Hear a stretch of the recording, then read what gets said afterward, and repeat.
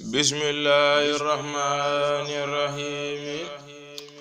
قال شيخ موسى كفي 20 محرم يوم رحيل الشيخ الخديم. déglul ma wax la màggalug Cheikh Moustapha gam woote woon Tuuba te baayam jóge fa. déglul ma wax la màggalug Cheikh Moustapha gam woote woon Tuuba te baayam jóge fa. mooy netti fan ciw tam xarit bis booba la Bamba jóg Jurbel fanaan si Tuuba. keroog la woolu Mbay Gajaga ak Maam Balla yónni si leen ci man di màggal Yàlla. mu ne ma taarixal ma yow fi Tuuba màggal gu may fàttali man saa baay ba.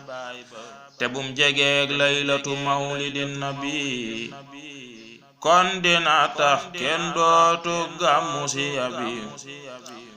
limub juróom-ñaar fukk ak juróom-ñaar ci ay musaf nañ koy durus doy nag waar.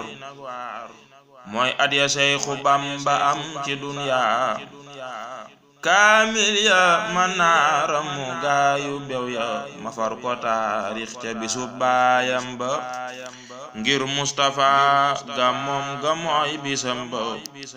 bisub juddoom ga ca la dellu faatu saayir sa dem baatin ba des fay yaatu.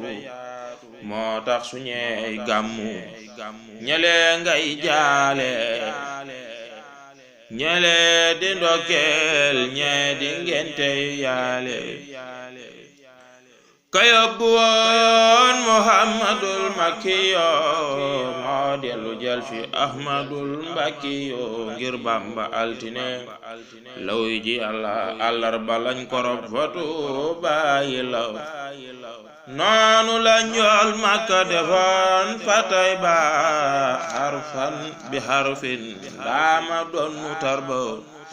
gis naa mu naa saaru gi man du faatu man Bamba daay tuxu di dem fu yaatu. karamati kitaabu man rafahani bihi ilal jinaani musnafahani.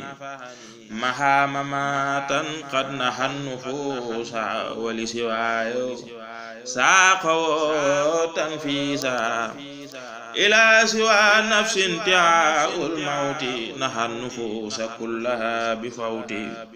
lam tanhuni mukhadamatul mawti wa qad rafa'tu bil baghai sawti. mawtu lazina kabadoni badalu min mawti nafsi ma nahani jadalu. tursi anil mawti bakhaulai abqani Allahu liwajhi Allahi kafani al-bakhil mamata sarmada wa bi bakhaya yasurru ahmada. ku xam te xamee xam ne kii mooy kookaw màggal guddik Bamba di gàmmu googaw. wajal ilaahi ya rasulullahi yahdurini hinda nusohil jaayi wa inda dafnil jismi fi Tuuba ya Bamba ko wax bur Yàlla ne saabaam yow. Bamba ndenjol Makka ak lu di saabaam ñoom ñépp teewe nañ robam ba Tuubaam. moo tax ku màggaluk Cheikh Moustapha dajeek sahaaba ya ñu ànd ak Moustapha. fanaana wëndeelu di war jumaa jaw siyaara Bamba joojawaay mooy waajaw. murid bu fiiroog seeni leer fa Tuuba yawmal xiyaam sooy dekki jaari Tuuba. Tuuba lahum ñu dolli leen usnul maam ngir Mustafal Mbakiyu kenn dootu la waab.